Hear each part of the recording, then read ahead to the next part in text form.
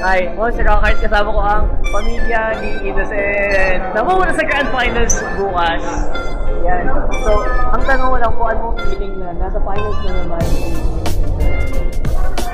Ano po, sobrang saya po kasi sobrang intense ng laban sa very top match. Kaya halong kawa, pero finally, may chance rin silang gusto yung final nila. Game 5. Paumabot pa siya ng Game 5, guys.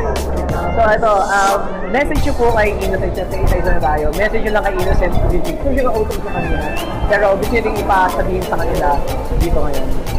Kay Innocent, congratulations. Tapos, good luck sa match na bukas. Lagi naman namin sinasabi sa'yo na manalo-matalo, siyempre hindi. Lagi lang kami nakasuporta sa'yo. Ayun na. Ano Game 5 eh.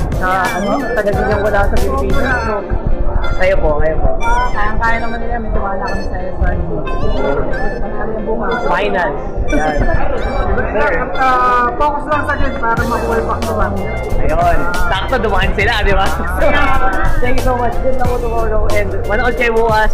MSC Grand Finals doon ng SRG.